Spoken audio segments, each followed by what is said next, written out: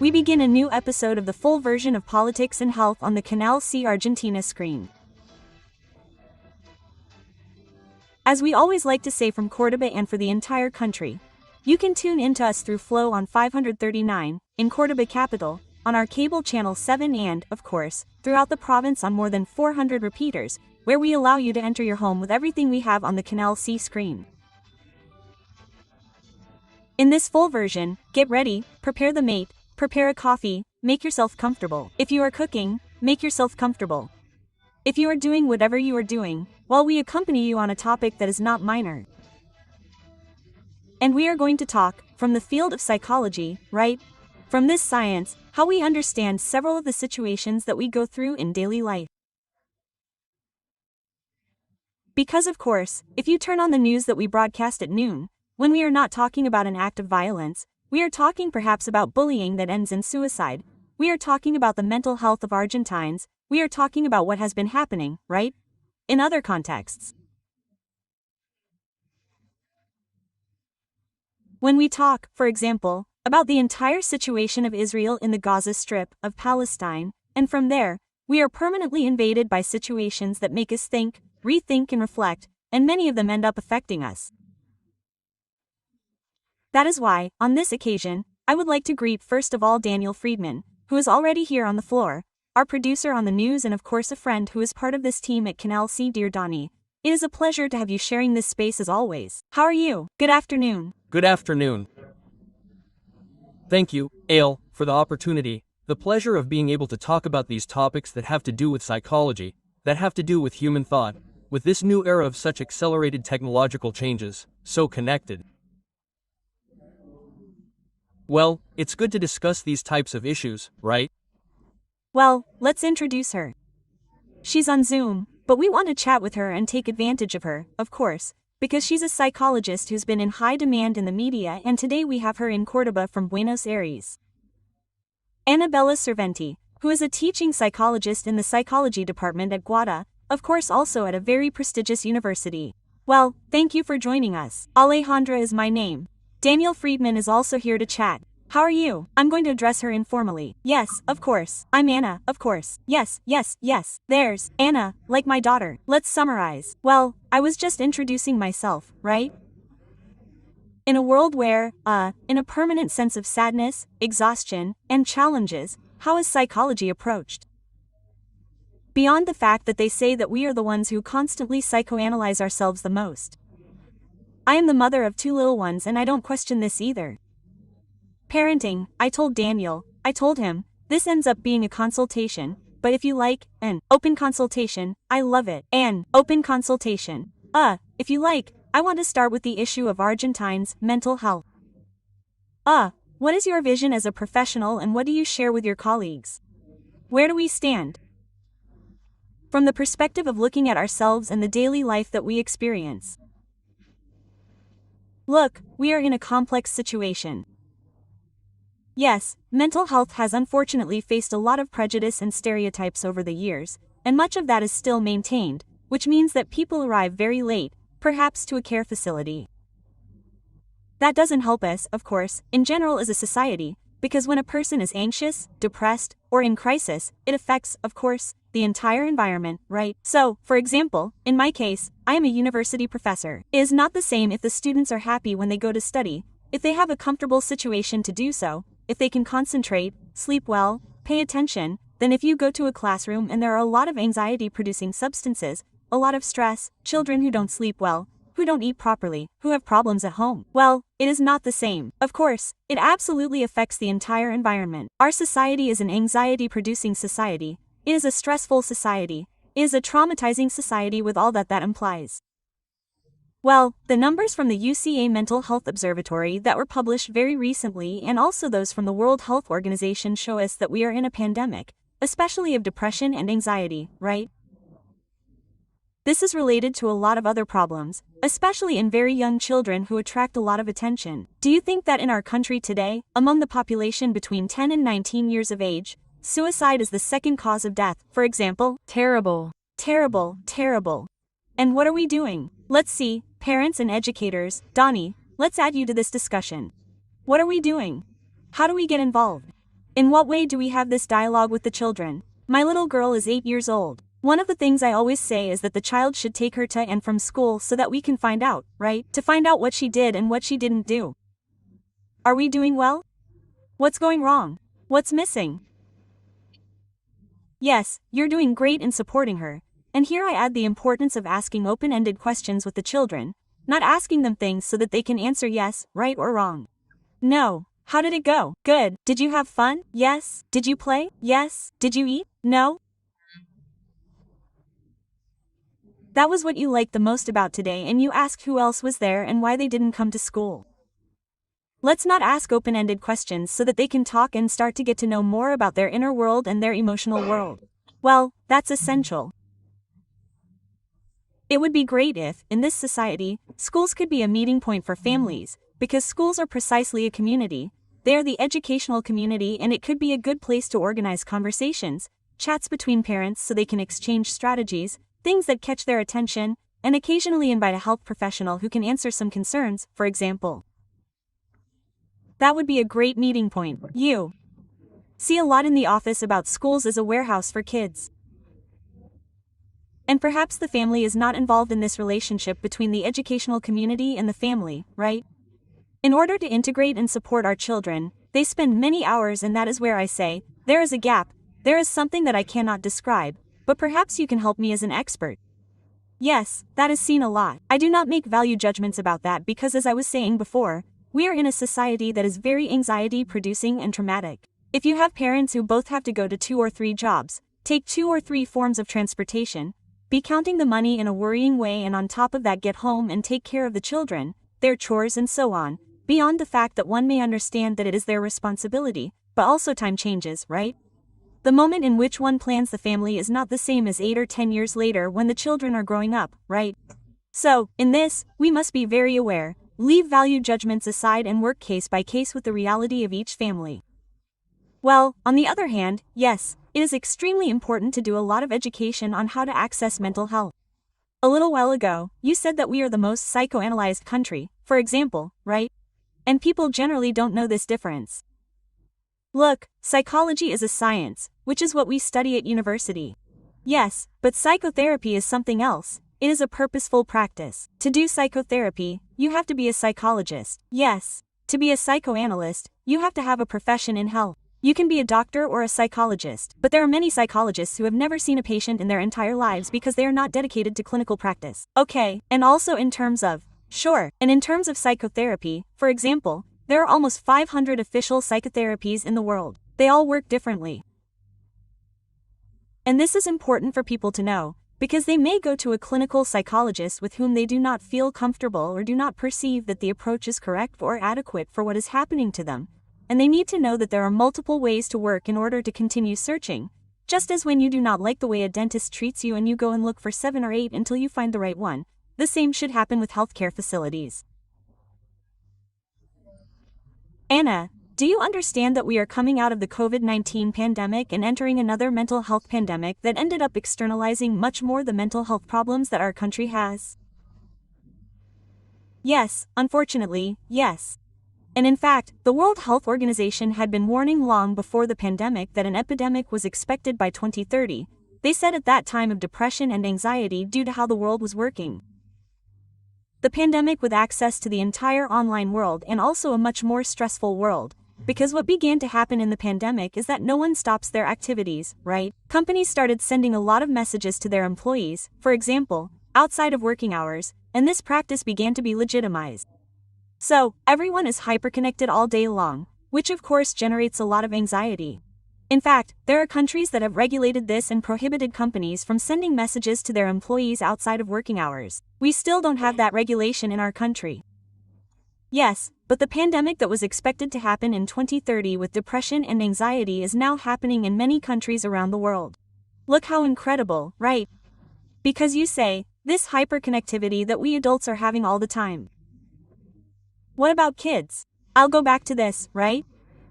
Kids, teenagers, virtual games. It catches my attention, or I declare myself a mother who always tries to find tools, but I mean, 8-year-old children on gaming platforms who don't know who's on the other side, and we're talking about schedules that make you wonder, how many hours are they connected? 4 or 5 hours. Well, what focus should we put on? Sure, it scares me, it's not my reality, but I know it's the reality of many others. Yes, exactly. Kids use technological devices up to 8 hours a day, which is a lot. On the other hand, we're also just now starting to have results from what are called longitudinal studies in psychology. These studies are the ones that follow people for a long time to see the consequences of certain practices. Okay, so since the use of technology at this level is relatively new, we're only now having those results, right? So, one of the results that has recently drawn a lot of attention, for example, is that doing a 15-day detox from the internet and social networks. That is to say, the study participants used their phones only for calls and regular text messages, do you remember? Yes, the ones from our adolescence. Let's say, you'd run out of characters and they'd charge you for another one. Do you remember? It didn't count the letters. Yes. That's when the calendar fell apart. But hey, you don't remember that one at all. Using the phone in these modes for 15 days reversed the equivalent of 10 years, right? Of cognitive impairment in concentration and attention, which is a lot, right? Well, let's see. This data, I honestly didn't know it either, Donnie, but it ends up being alarming, right? If we think about what we're generating in these brains that are soon going to be growing, developing, and entering university. And based on this, do you think there is a public policy as a professional to start addressing it in a comprehensive way? I mean, because now we know, right? Look, not yet, because on top of that there is this contradiction that when, for example, they are going to choose a school for their children, the more hyper-technological it is, the more attention-grabbing and eligible it is. When in reality, it is already known that those who invented all these tools, right? I mean, the children of the founders of the most important technology companies, the developers of artificial intelligence, go to schools to read entire books on paper and to write on paper, in fact, right? So, well, we have this very interesting gap. So, there we have an incongruity and also the labor market is going to demand it from them. Yes. Then other results that are surprising from these, for example, is imagine that you are using your phone. Yes, and you are talking to someone, every time you get distracted by your screen, right? To look at something, your attention, to refocus on what you were doing before that interruption, your attention takes between 10 and 25 minutes, which means that throughout the day, you spend many minutes in a limbo of concentration that is physiologically stressful for your body and it has a very hard time returning to that task, right? So, we are not taking that into account and that is also why we feel more exhausted, more stressed, more demanded. But if I did nothing, I was at home working, I was studying. Sure, but those distractions are very difficult for your body chemically, right? You have to talk every day or almost every day with young people, with young university students. What do they suggest to you? How do they relate to technology? Why don't we understand them so much in this sense that they have entered the technological world so quickly and now we see them as quite stressed, very restless about their cell phones, and about their personal image on social networks? That's exactly what they convey to you. Look, the topic of technology and its impact on mental health is something that I have been studying for quite some time and in fact I am now doing another specialization with a university in Costa Rica that is absolutely comprehensive and complex. So, it gives me the tools to talk to them about it. Right now, technology has this particularity that is very interesting. Look, those of us who are talking here were still born into what is called the digital divide. We learned to use technological devices after our adolescence. Yes, we were not born, we are not digital natives. Next up are the generations that are digital natives, that is, they were born with technological devices, surrounding them and using them in their daily lives. Well, but those who are digital natives still do not achieve what is called digital citizenship. Yes, digital citizenship involves knowing a moral framework, an ethical framework for the use of technologies. Yes. For the first time in history, we adults are the ones who cannot transmit that ethical framework because we are not even digital natives, much less digital citizens. Oh, please. Transmitting that guide. Sure. So, transmitting that guide requires a lot of study, a lot of debate among specialists. UNESCO, UNICEF, and others are constantly publishing it for everyone to access. This is open, anyone can download it. Yes. Absolutely. There are observatories, such as the Monterey Observatory, right? There are reports all the time that help us and give us guidance in this.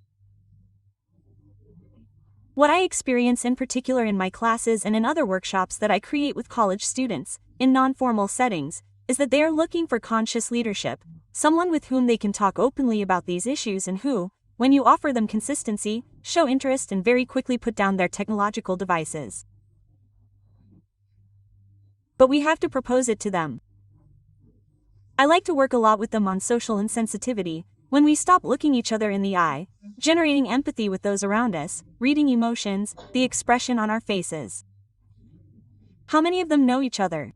Being present in this place, right? If we are in this class, let's do things in this class, not in another subject, because if not, when they are in another subject, they will be doing things in this class and they will never be where their body is at that moment. Of course, focusing on this famous person here now, right? We are talking here about this issue of multitasking that even us women do, right? This thing of yes, I can answer your email, I can raise my children, I can do homework while I cook, and suddenly you say, but I have two hands. Totally. The point is that being able to does not mean being obligated to do it. It is not true that we can. We should not be obligated to do it. So, when you offer children that more conscious leadership and you can become a reference, they talk a lot about it, but it also requires that you be very present to that and to listen to them and follow their timing, right? Because, ultimately, adults today are just another stimulus that competes for children's attention. Okay, I love it. We were talking about trauma, Donnie, which is also an interesting topic, right? And this obviously has to do with war, with the Israel-Palestine war, with the Gaza Strip, with... Oh, Donnie, I can hear you very quietly, sorry. Let's see, Donnie, me or Daniel, Alejandro or Daniel, Donnie, let's see. Let's try it there. Maybe I'm far from the microphone. There it is. We were talking about trauma, right? About trauma now in this stage where it seems like the war has passed, or at least we have that feeling. How can those who were hostages on one side or the other cope with this life? Look, traumatic experiences from a psychological perspective are studied as a critical period, a traumatic shock, right? A combination of shock and trauma, and then you have severe traumatic experiences. Yes, severe traumatic experiences are considered unique stressors. They are those events that one hopes will never happen to them in life, or at least that they will only happen once. That's why they are called unique stressors, right? They produce a break with your reality. Yes, it is so overwhelming for your coping resources that you can't process it well enough. They are so impactful for what one can process that they even produce anatomical changes in the brain. Our temporal lobes, which are our lobes that help us understand and produce language, they look atrophied, they decrease in size. That's why it's very common for people who suffer severe trauma to not be able to talk about it until much later. Yes, and a lot of work is done, for example, with therapies such as art therapy or music therapy, which are a bridge for speech through other types of expression. So, pressuring people to talk very quickly after a traumatic situation is a mistake because they can't do it because their brain has changed shape. No, what you're explaining is wonderful. I appreciate your professionalism and obviously not the pedagogy to explain this, which is not minor to understand in that sense. We have followed, of course, the whole world, what this news means about what a war means in the case of the situation in Palestine, about the issues on both sides, right? That always has to be clarified. Now, when we talk about trauma, traumas in life itself, right? From rape, abuse, this is repeated pattern, right? It's hard to verbalize and it's like a process. In that process that you outline, how long does it usually take and what can the environment do to support that person who is going through a trauma, whatever it may be? Okay. Look, the time is specific to each patient. Not everyone has the same capacity for processing and develops the same coping resources. Thinking that a situation of such trauma implies that you are not the same person because the world you inhabited is no longer the same. You have to recognize yourself again and you have to generate a new identity. Your memories have been lost, your places have been lost, you've probably lost ties, you've probably lost family, you've probably lost your documents that show who you are to society, for example, right? So, the reconstruction is total.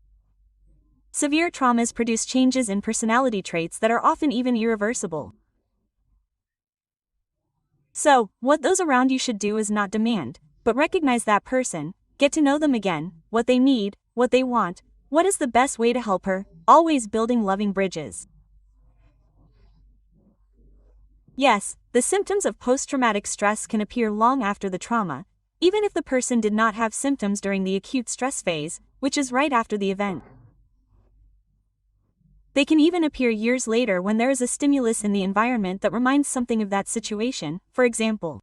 Okay.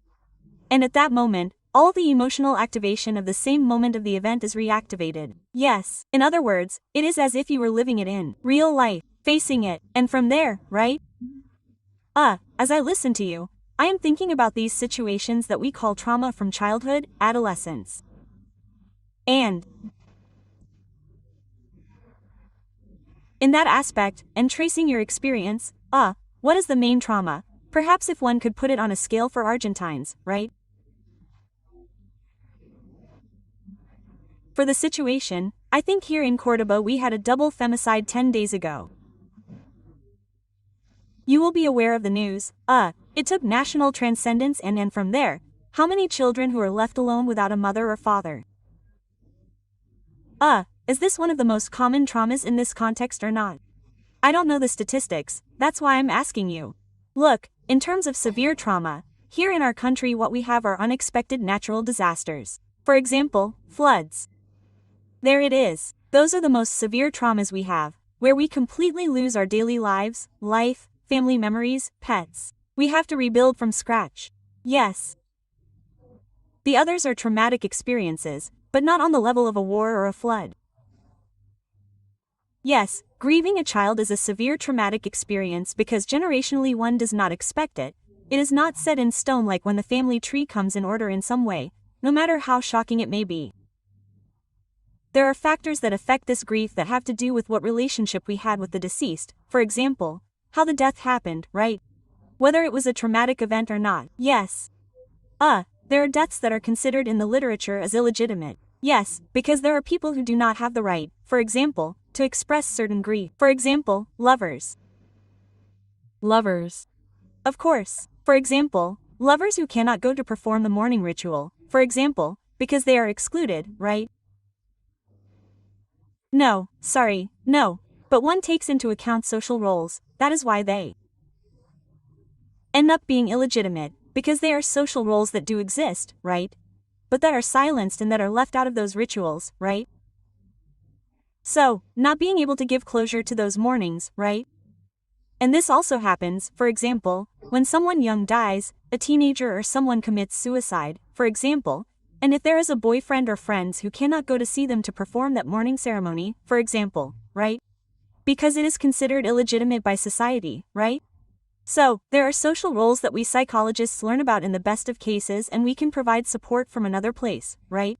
But as I was telling you at the beginning of the talk, we still run around with a lot of social prejudice, right? And a lot of stereotypes. So, yes, and I declare myself, right? One ends up somehow. We all have prejudices, trying to manage them, but I think we are permanently immersed in this. Do you realize the moment someone makes you see it or in a talk like this? Donnie, I don't know if there are any left. Well, there are a lot of questions left. I think, Anna, we are going to invite you to Cordoba. You have to come and see. Look, now, yes, I have been to Cordoba, I love it. Also, on November 1st, a collection of my books called the Psychotips for Healing Collection will be released. The first one that comes out is about self-esteem, which are workbooks. So we are going to do something about it there for the presentation of the books and so that people can have tools at home to think and work differently. On November 1st, and it will be available on November 1st in all bookstores. Perfect. We are already anticipating it and we are going to prepare it. Well, I think it is something very, very interesting to be able to accompany you. Donnie. Anna, finally, do you think that there is a different treatment in society and in the States for mental illnesses? Ale touched on the subject of, let's say, madness itself, how it was treated, and how it is treated now.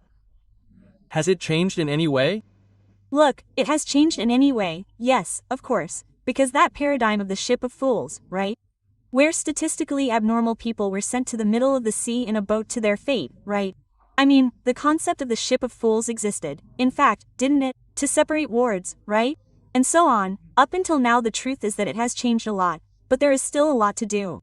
Health systems are collapsed, there is still a lot of social prejudice, even family prejudice for those who ask for help and for those who have to, for example, access medication in the field of psychiatry, right? When in reality, medication is there to enhance quality of life and not to take it away, and pharmacological technology has advanced a lot in that regard, right? So there's still this paradigm of, well, do you medicate yourself or are you medicated as if it were something bad, right? In reality, it's someone who accesses treatment, for example.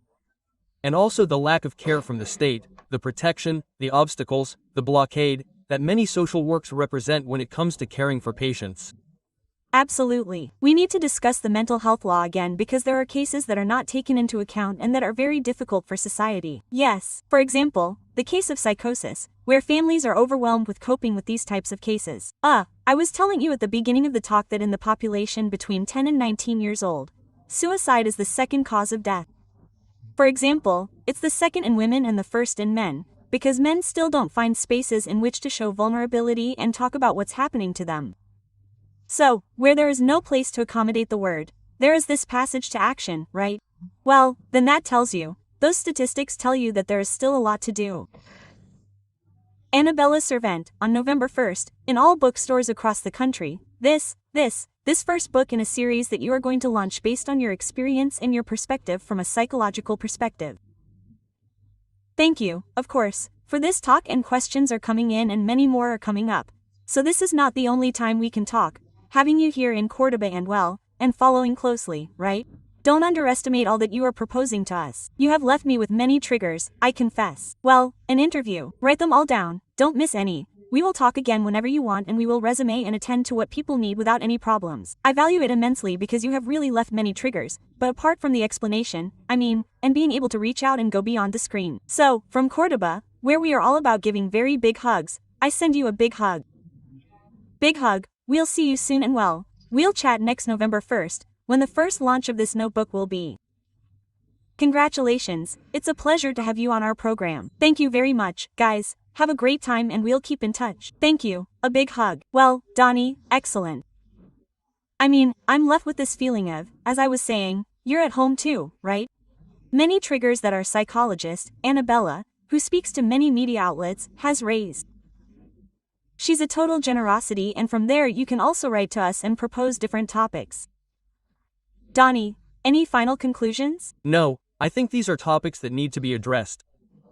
There are topics that shouldn't be avoided, that should stop being taboo within a society if society wants to evolve and address these types of issues.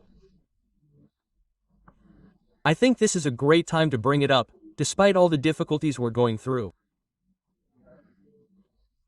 Understand that mental health is an illness that needs to be addressed urgently.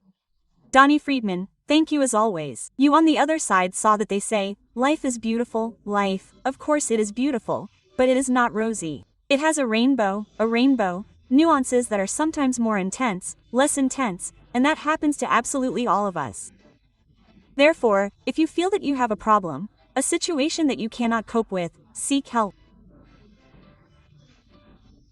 There is always a professional who can help you, because of course, life is worth living, but with well-being, with that joy and with that gratitude of saying I am alive. Despite much sadness, I reiterate, and many situations that each one faces. We hope to always be with you from here. Thank you.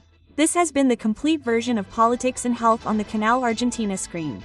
Until our next program.